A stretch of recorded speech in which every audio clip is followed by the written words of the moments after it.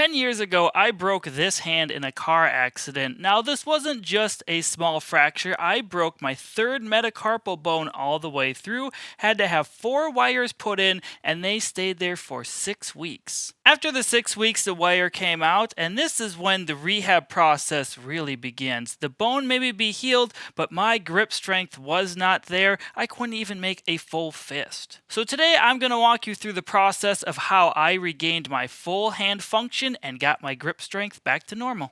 The first thing I did was get my hand motion back, and here are the 6 exercises that I did. Exercise number 1 was making a full fist and extending my hand open all the way. At first, neither movement felt normal. I'd slowly spread my fingers into full extension, then curl them up all the way into a fist. It was simple, but incredibly important. I couldn't even make a full fist or extend my fingers all the way initially, so I had to use my other hand to help. To help explain the benefits of all these exercises, we have Pat Beckman, a registered occupational therapist, to explain all the benefits of them. This is very beneficial because the tendons in each finger, there's multiple tendons, you want them to glide through their sheath. And if they aren't gliding, if you're not doing these movements, it can get tight in there. There could be nodules in there. So we want to bend the fingers and straighten them out to get that joint mobility. And the repetition is really important to go through the full range and to get the tendons fully flexed and fully extended to go through those sheaths. Exercise number 2 was thumb opposition. So I touched my thumb to each finger in a slowed, controlled manner. Now I couldn't do this initially, so I just did what I could for the range of motion that I had.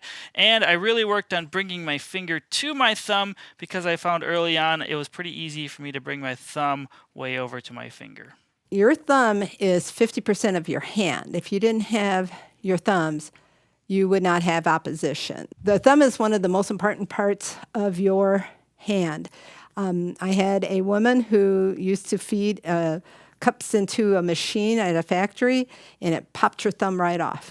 And it was irreplaceable. And it essentially became like an ape hand. So what's important about the thumbs is they oppose, and they help you do all the hard work of your hand.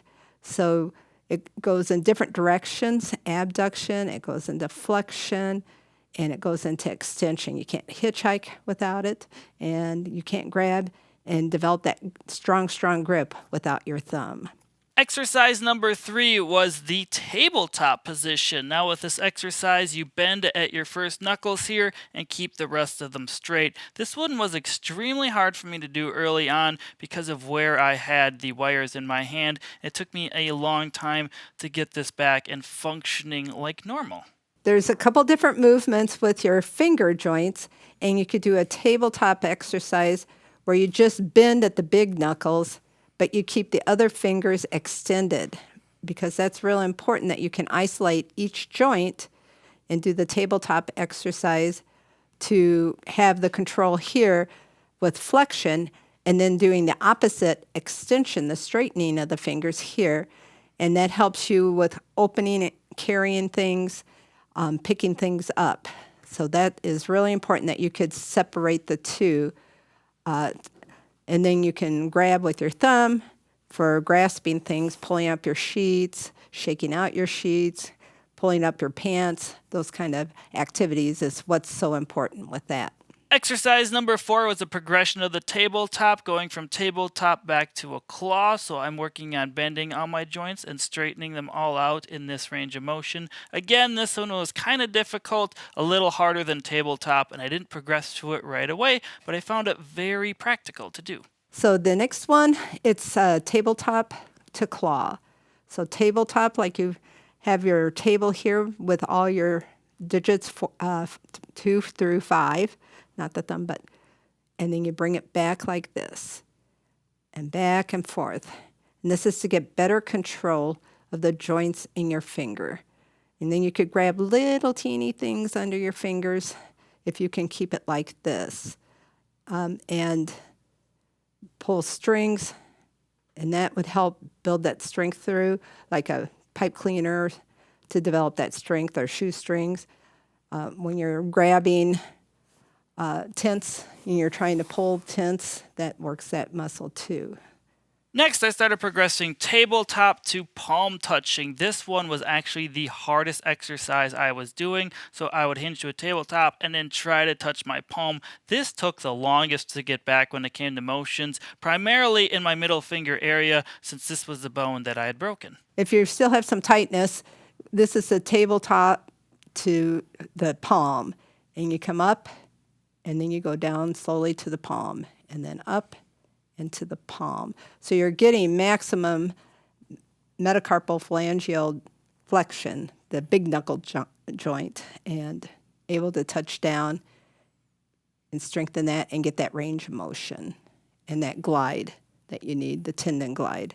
And the sixth and final exercise I did was finger ab and adduction, so bringing them together, touching, and then spreading them apart. This one wasn't too bad for me because of the area I had injured, but I found it very important to do for everyday functional activities. So the next tendon glide is with finger abduction and adduction. So abduction's pulling it apart as far as you can, and then bringing it tightly together without overlapping or making a fist. And that helps stretch all that myofascia and helps get you range of motion back. Now, my hand motion only took a month or two to get back to full normal range of motion like this. Could make a fist and extend all the way. However, I still had trouble holding on to objects that were heavy for any period of time. This included things like carrying groceries, trouble opening doorknobs, opening any type of jar. That grip strength still wasn't there, so that's what I needed to focus on next. I guess you don't have to always do hand exercises because there's a lot of functional activities you could do all day long, all around the house, and working on that grip and lifting and carrying, like the kettlebell, or lifting and carrying the kids, lifting and carrying the toys, tools, and then adapting your grip to whatever item you're grasping, and to build that functional activity tolerance by doing it repetitively and for different lengths of time, because that could be some of the best strengthening exercises, the very functional exercises. So general everyday activities like carrying my groceries, opening things up using tools, it's simply typing on my keyboard, also playing ultimate frisbee and drumming really helped work on my hand and finger dexterity. However, grip strength still was not really improving with those activities, so I started going to the gym and doing some specific exercises to work on that. So once I went back to lifting weights, I really struggled to hold on to the weight with my right hand in comparison to my left. So initially I used a wrist strap that you put around your wrist, goes into the hand, and you can wrap it around the weight or bar you are using. This really assisted with it, but I had to start light and progress the weight over time, and this took months upon months to return to normal. A couple exercises I really focused on was a farmer's carry, where you grab weights on each side. You can certainly do this at home, just carrying a bucket around or groceries, but having a weight in my hand for a prolonged period of time while walking was something very challenging to me. And again, I had to progress this activity very slowly.